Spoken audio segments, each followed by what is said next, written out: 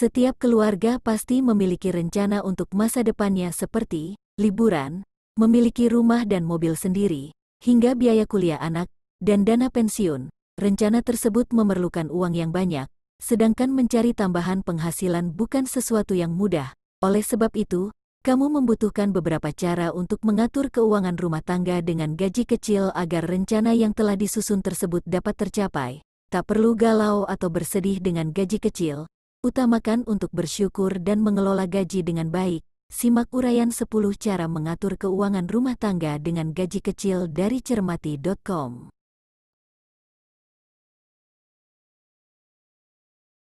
Banyak orang yang kesulitan untuk mengatur keuangan keluarganya karena cicilan rumah, KPR, sudah memotong sebagian besar dari gaji bulanan. Sebaiknya cicilan rumah tidak lebih dari 25% dari total gaji yang diperoleh setiap bulannya. Tips: carilah KPR yang menawarkan cicilan paling kecil, atau jika belum mampu mengambil cicilan rumah, sebaiknya carilah sebuah kontrakan yang murah. Pasti ada beberapa penawaran yang sesuai dengan kemampuan. Kuncinya adalah kamu harus rajin terus mencari informasi.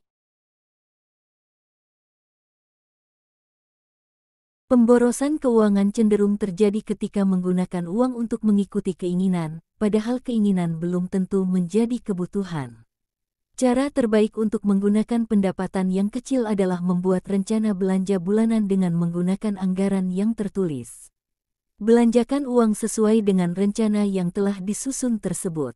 Ketika sudah waktunya membeli apa yang dibutuhkan, kamu sudah memiliki anggaran untuk berbelanja. Namun jangan menggunakan uang melebihi anggaran yang telah disusun, karena uang yang tersisa sudah dialokasikan untuk kebutuhan lainnya. Tips: rencanakan anggaran bulanan secara tertulis, dengan membagi daftar pengeluaran menjadi 2, yaitu kebutuhan primer dan kebutuhan tersier.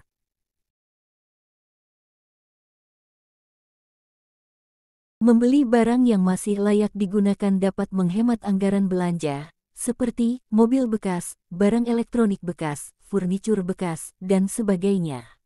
Banyak orang yang memberikan penawaran murah untuk barang bekas yang jarang digunakan, bahkan ada yang tidak pernah digunakan.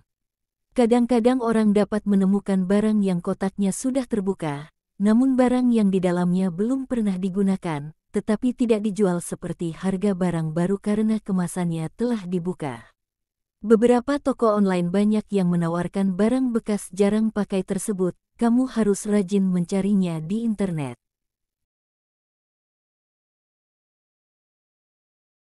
Belanja menggunakan kartu kredit memang mudah dan semua dapat dibeli. Kartu kredit dapat membantu mengelola keuangan jika menggunakannya dengan cerdas, seperti menggunakan promo yang diberikan untuk membeli barang yang dibutuhkan. Namun kartu kredit juga dapat membuatmu terjebak dalam utang jangka panjang bila menggunakannya secara sembarangan. Penelitian telah menunjukkan bahwa kartu kredit merupakan cara yang paling mudah menghabiskan uang, karena selain sejumlah uang yang dibelanjakan juga ada bunga dan biaya administrasi kartu kredit.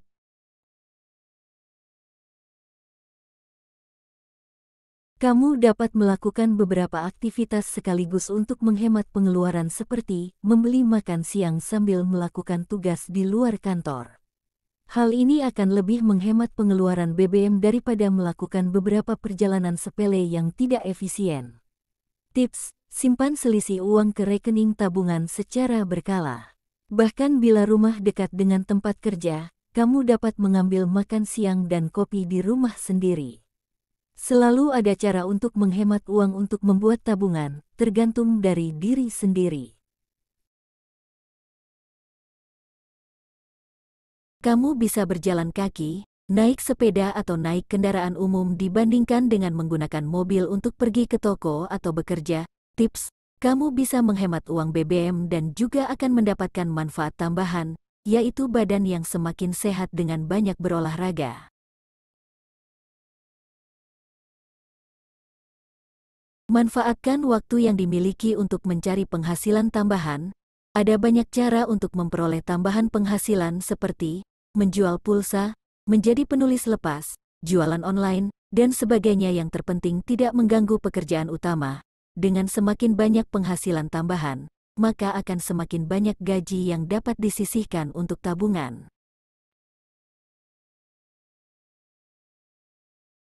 Makan sesekali di restoran dan pesan makan online tidak masalah. Namun jika hal ini menjadi sebuah kebiasaan rutin akan menghabiskan gaji secara cepat, harga makanan di restoran setidaknya hingga 4x lipat daripada makanan buatan sendiri. Belum lagi jika keseringan pesan makanan online, tentu biaya makan akan naik. Tips, jika ingin menghemat uang sebaiknya buat makanan sendiri di rumah. Usahakan untuk makan di restoran atau pesan makan online, GoFood atau GrabFood, hanya sesekali dan tidak setiap hari. Data internet sudah menjadi kebutuhan pokok bagi masyarakat Indonesia. Apalagi kini semuanya serba online, mau itu urusan pekerjaan, dagang hingga sekolah pendidikan, semuanya dilakukan secara online. Otomatis kamu pastinya perlu paket data internet atau koneksi Wi-Fi di rumah. Biar hemat, usahakan untuk memilih paket data internet atau Wi-Fi yang sesuai dengan kebutuhan dengan harga yang sesuai budget.